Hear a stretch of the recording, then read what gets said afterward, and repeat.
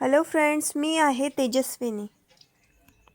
राजमा घ्यायचा, रात्रभर भिजू ठेवायचं जास्त पाण्यामध्ये आणि मग स्वच्छ पाण्याने धुवून कुकरमध्ये 7 ते 8 शिटी लावून घ्यायची। कुकरच्या भांड्यामध्ये राजमा काढून त्याच्यामध्ये आपण तमालपत्र,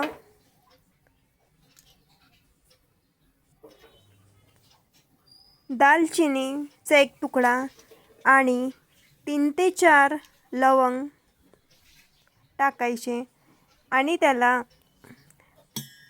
मोठ्या पावरवर 1 शिटी होऊ द्यायची आणि नंतर मीडियम फ्लेमवर 4 ते 5 शिट्या करून घ्यायच्या। त्याच्यामुळे आपला राजमा व्यवस्थित शिजेल। सोबतच थोडं मीठ टाकायचं,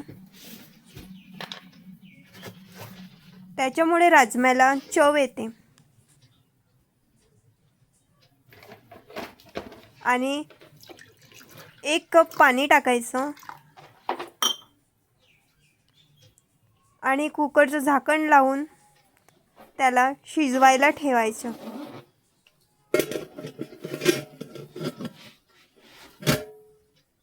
आता आपला राजमा शिजायला तयार आहे।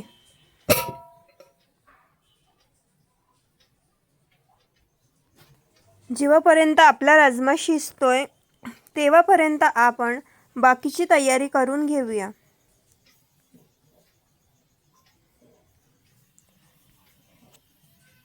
आपण बनवूया टमाटरची प्युरी। त्याच्यासाठी 3 लाल टमाटर मिक्सरच्या भांड्यामध्ये टाकायचं आणि नंतर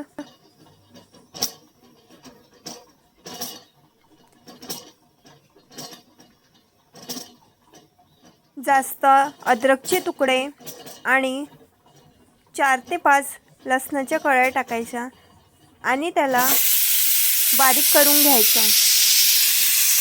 तेव्हापर्यंत आपला राजमा शिजतोय। आपली बाकीची तयारी पण होते। 1 शिटी झाली आपली।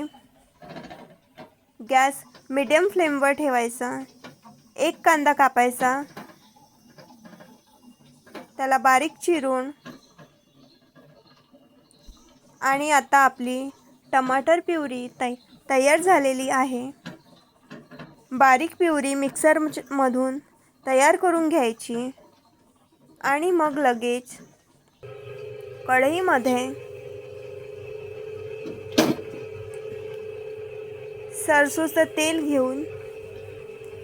सरसोचं तेल घेतल्यामुळे आपली भाजी जास्त पौष्टिक बनते। म्हणून आपण आता सरसोचं तेल घेऊ, 2 ते 3 चम्मच, आणि त्याच्यामध्ये आपण मोहरी टाकू, तसेच जिरा,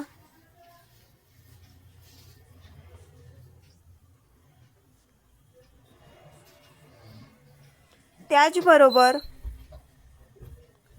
मोहरी चांगली तडतडू द्यायची।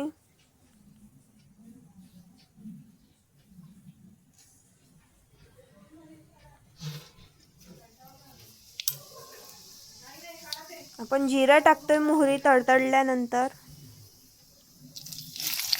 आणि मग कांदे टाकायचे बारीक चिरलेले आणि त्याला लाल होईपर्यंत व्यवस्थित शिजू द्यायचं।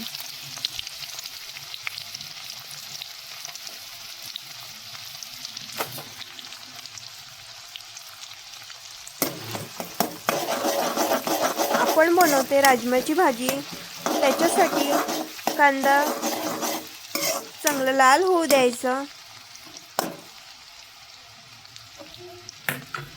आणि त्याच्यानंतर त्याच्यामध्ये बारीक केलेली टमाटरची प्युरी टाकायची आणि ती पण तेल सुटतपर्यंत शिजू द्यायची।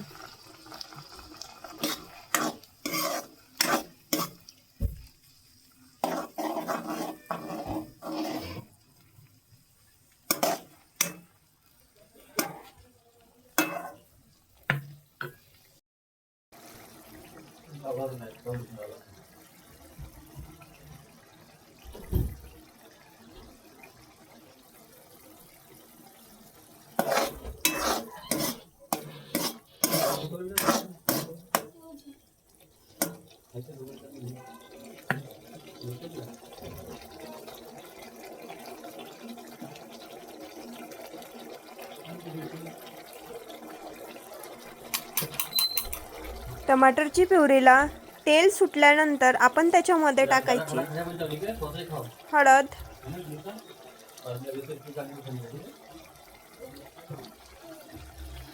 गरम मसाला आणि धनेपूड आणि 1 ते 1.5 चम्मच तिखट.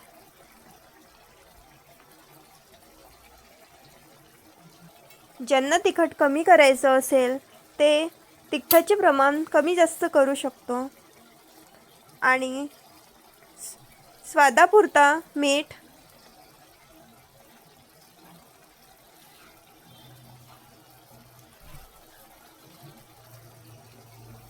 हे मिश्रण आपण व्यवस्थित ढवळून घ्यायचं.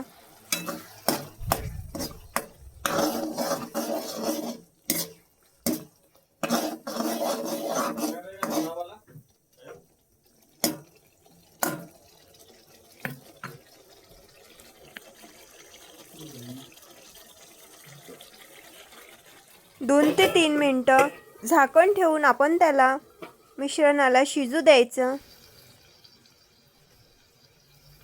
आपलं मिश्रण शिजल्यावर आपण त्याच्यामध्ये राजमा टाकायचा.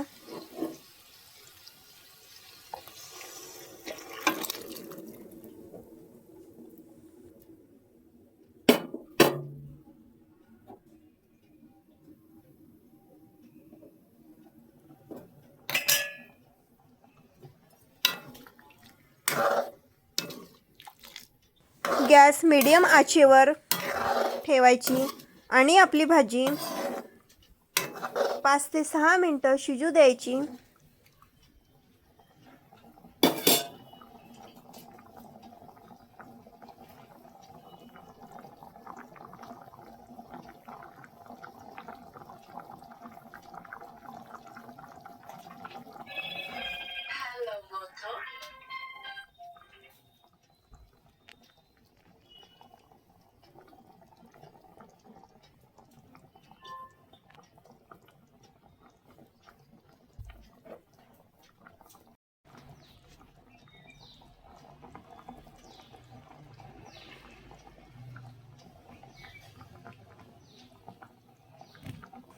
भाजी शिजल्यानंतर आपलं राजमा भात तयार. ही भाजी भातासोबत खूप चविष्ट वाटते.